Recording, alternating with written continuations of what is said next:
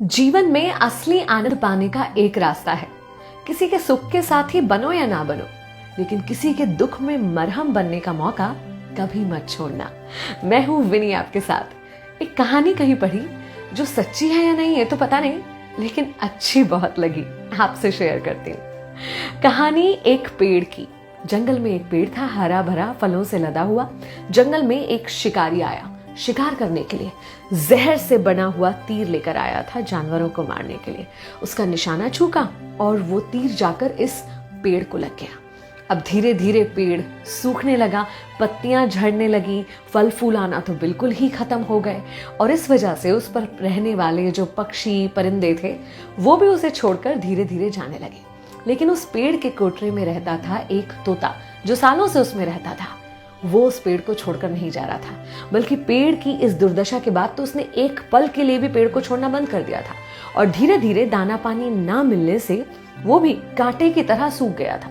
अब ये बात देवलोक तक पहुंची, देवराज इंद्र तक पहुंची, तो वो खुद ऐसे तोते को देखने आ गए जो एक मरते हुए पेड़ के लिए अपनी जान दे रहा था।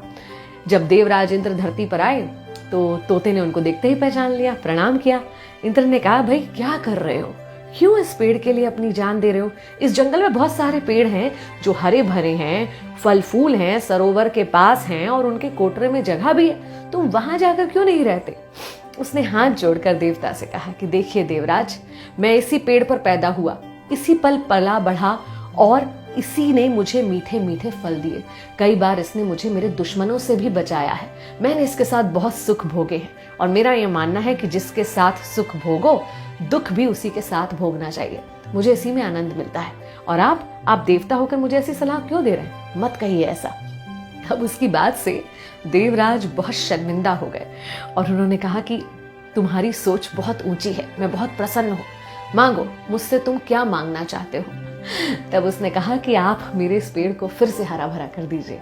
बस क्या था, अमृत वर्षा हो गई उस पेड़ पर और वो पेड़ फिर से हरा भरा हो गया।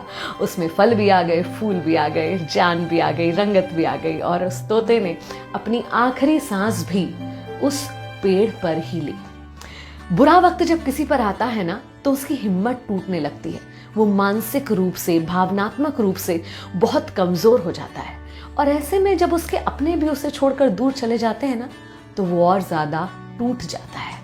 बुरे वक्त में आप किसी के लिए कुछ कर पाएं या ना कर पाएं, लेकिन अगर आप उसे बस ये विश्वास दिला पाए ना कि मैं तुम्हारे साथ हूं, तो ये भी बहुत होता है। ये उसमें नई ऊर्जा भर देता है और कई बार तो नया जीवन भी दे सकता है।